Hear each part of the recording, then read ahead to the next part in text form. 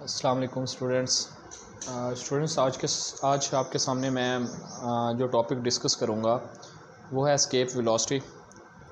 Escape velocity basically अगर मैं आपसे डिस्कस करूँ तो ये एक बहुत इम्पोर्टेंट टॉपिक है फ़िज़िक्स की फील्ड में। एस्केप वेलोसिटी की अगर सिंपल सी डेफिनेशन की जाए तो वो कुछ ये है बेटा कि the object with which an object is projected such that it goes out the earth gravitational force like as वो कहते हैं हम अगर एक ऐसी वेलोसिटी के साथ किसी भी ऑब्जेक्ट को फेंकें कि वो ग्रेविटी की फील्ड से बाहर निकल जाए, मतलब अर्थ की ग्रेविटी से बाहर निकल जाए, ग्रेविटेशनल फील्ड से बाहर निकल जाए, उस वेलोसिटी को आप बोलते हैं कि वो एस्केप वेलोसिटी है। फॉर एग्जांपल ये हमारे पास एक अर्थ सरफेस है और अर्थ सरफेस पे यहाँ पे कोई बॉल रखी हुई है और इसी बॉल को हम ऊपर की तरफ फेंकते हैं और इतनी स्पीड से फेंकते हैं कि वो इसकी ग्रेविटी को ओवरकम कर जाती है और इससे बाहर निकल जाती है। तो वो वेलोसिटी जिससे हमने इसको फेंका था उसको हम बोलेंगे कि वो एस्केप वेलोसिटी है। एस्केप वेलोसिटी की डेरिवेशन अगर करें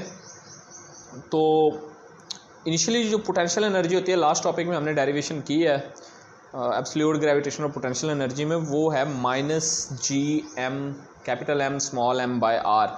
capital M mass of the earth है, small m mass of the ball है, जिसको किसी भी बॉडी का, जिस बॉडी को हम मूव करवा रहे हैं, ये रेडियस ऑफ द बॉडी है, हैवी बॉडी। और ये हमारे पास जो माइनस साइन है ये हमें बता रहा है कि यहाँ पे बाउंड स्टेट एग्जिस्ट करती है, मीन अट्रैक्टिव फोर्स है। जहाँ पे भी अट्रैक्टिव फोर्स होगी वहाँ पे माइनस साइन यूज़ किया जाता है। अगर मैं इसको यहाँ से फेंकूँ, यहाँ कुछ ना कुछ वेलोसिटी एग्जिस्ट करती होगी, ऑफ कोर्स यहाँ कुछ ना कुछ, लेकिन यहाँ पे अगर आके मैं पोटेंशियल एनर्जी बेटा फाइंड करना चाहूँ ना, तो पोटेंशियल एनर्जी का इन सिंपल वे हमने जो फार्मूला रखा था वो रखा था mgh। अब मुझे बताएं, यहाँ पे तो बेटा फील्ड ही नहीं है। जब फील्ड नहीं है तो आप इस g को क्या पुट करोगे, ज़ीरो पुट करोगे। जब ज़ीरो पुट करोगे ये सारी टर्म ज़ीरो हो जाएगी। तो पोटेंशियल एनर्जी का चेंज जो होता है वो होता है final potential energy minus initial potential energy. Final potential energy मैं अभी बताया हूँ ज़ीरो निकलेगी, क्योंकि तब जो बॉडी है वो फील्ड से बाहर निकल चुकी होगी। और यहाँ पे आप इसको अगर सॉल्व करें तो आपने देखा होगा, अच्छा ये भी मैंने आपको बताया हुआ है बेटा, ये आपने पढ़ा हुआ है वर्क एनर्जी प्रिंसिपल। और वर्क एनर्जी प्रिंसिपल में आपने देखा था FD = 1/2 mv/f² - vi²। और यहाँ पे इसको रीअरेंज कर लें तो कुछ इस शेप में आप लिख सकते हैं यूँ, ठीक है। रीअरेंज कैसे किया हमने कि इसको यहाँ पे फार्मूला लगा दें, a² - b² = a -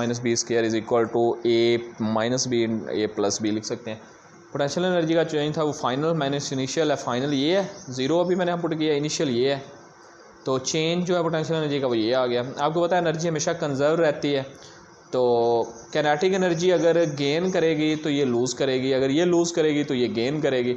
तो काइनेटिक एनर्जी को हमने लिखा 1/2 mv escape², और इसका रिज़ल्ट हमने अभी निकाला हुआ है, ये आपके सामने है।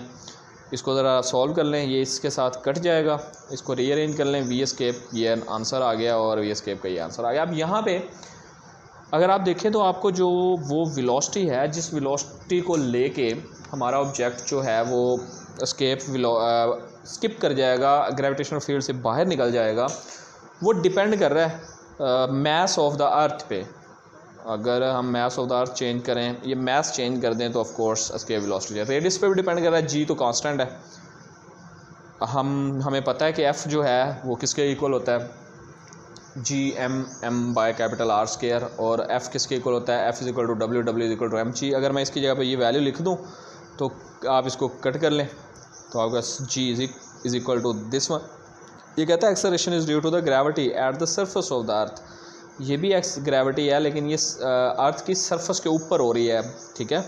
इसी को रीअरेंज करके अगर सॉल्व करें तो आर जी किसके इक्वल आएगा, gm/r। कंपेयरिंग इक्वेशन 1 और 2, 1 इक्वेशन ये है बेटा, 2 ये है। तो आप ज़रा देखें यहाँ पे gm/r लिखा हुआ है, तो यहाँ पे gm/r है, हम उसको लिख सकते हैं r and g।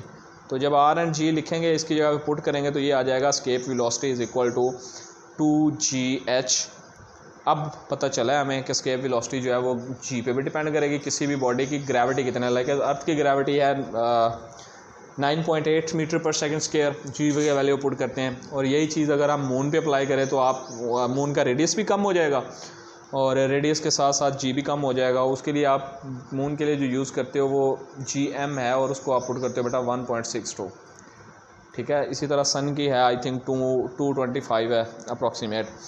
तो ये हमने एक रिलेशन फाइंड आउट कर लिया जिसके थ्रू आप एस्केप वेलोसिटी जो है ना निकाल सकते हो। तो यहाँ पे अगर आप अर्थ की निकालना चाहो तो कुछ ये है बेटा कि एस्केप वेलोसिटी 2g की वैल्यू 9.8 रखते होते हैं और उसका रेडियस ये है।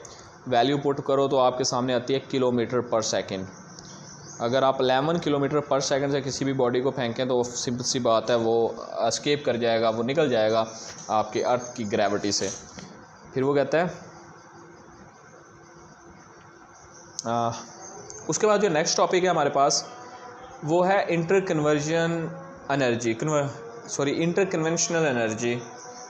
अगर मैं इस टॉपिक को डिस्कस करूं तो ये लॉन्ग क्वेश्चन के पॉइंट ऑफ व्यू से बहुत ज़्यादा इंपॉर्टेंट है। अब इसको ज़रा समझने के लिए सबसे पहला स्टेप जो करते हैं मैं आपके सामने ये डिस्कस करता हूँ।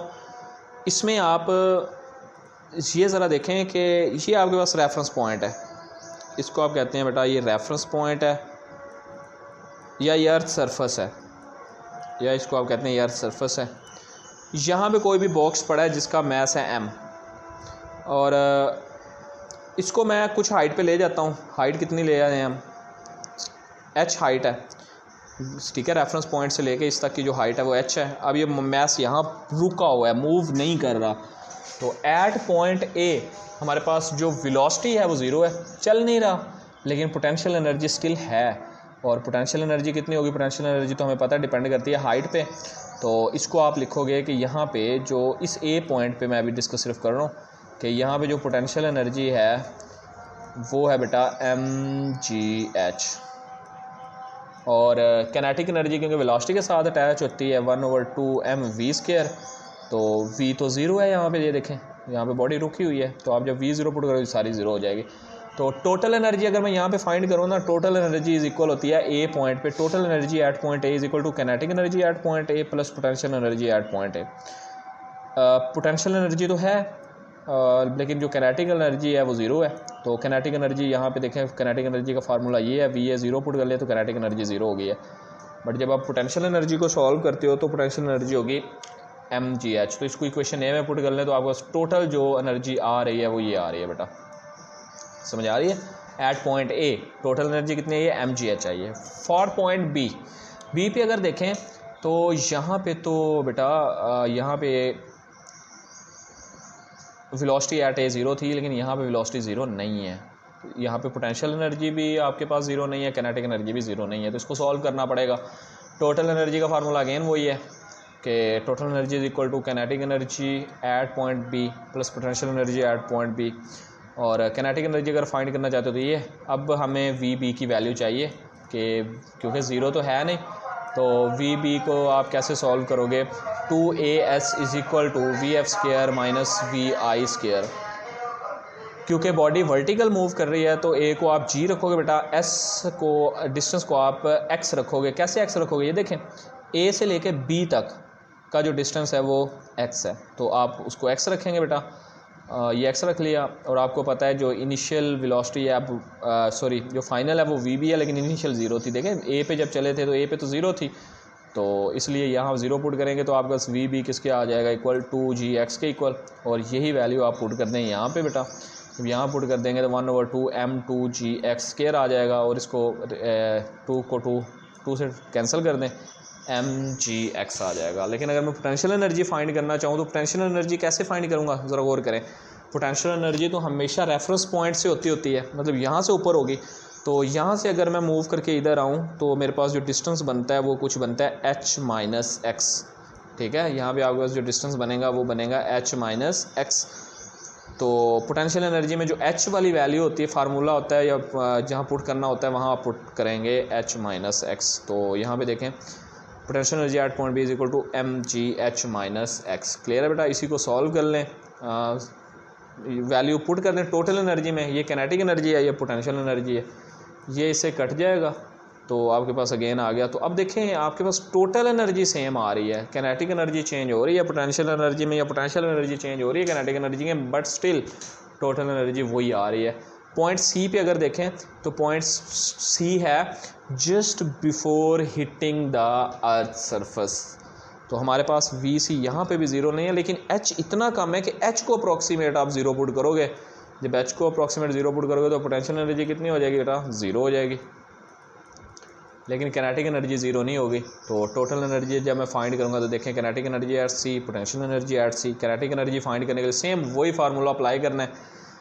वी एफ सी पॉइंट पे वो सी सी के बराबर है, इनिशियल ज़ीरो थी तो 2GH आ गया। इसी को आप यहाँ पे जब पुट करोगे तो आ जाएगा 1/2 mgh, ये इससे कट जाएगा तो mgh आ गया। तो टोटल एनर्जी आपको ए पॉइंट पे भी वही मिली है, बी पे भी वही मिली है एंड सी पे भी वही मिली है। समझ आ रही है? तो ये पोटेंशियल एनर्जी सॉल्व कर ली है। अब वो कहता है फॉर एयर फ्रिक्शन। याद रखिएगा मैंने यहाँ पे जितनी डिस्कशन की है इस सारी डिस्कशन में मैंने एयर फ्रिक्शन इग्नोर की है, लेकिन रियल लाइफ में जो एयर फ्रिक्शन है वो मोशन को बहुत ज़्यादा अफेक्ट करती है। ये याद रखिएगा, वो मोशन पे अफेक्टेड होती है।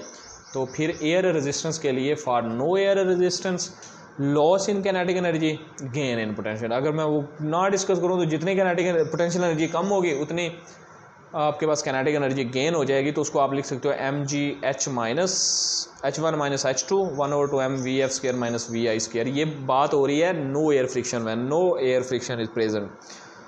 m से m कट जाएगा तो ये इक्वेशन लग गई है if object is drop free falling. Air है ही नहीं तो फ्री फॉल जब बॉडी को मूव करवाते हो तो ये इक्वेशन वैलिड है। लेकिन अगर एयर फ्रिक्शन प्रेजेंट है, इसको आप सॉल्व कर सकते हो फर्दर मोर। अगर for air resistance the potential energy is equal to the kinetic energy plus work done against the resistance. Again बता रहा हूँ कि जब किसी बॉडी को आप नीचे को फेंकते हो तो एयर उस पर वर्क करती है, और वो जो वर्क है वो ये है potential energy is equal to kinetic energy plus FH। ये है वर्क, और ये वर्क कौन कर रहा है? ये आपकी फ्रिक्शन कर रही है, बॉडी की मोशन के अगेंस्ट है ये। If an object is dropped from the height 0.8 while it friction in 10 Newton, if its potential is 10 joule, then what will be its kinetic energy?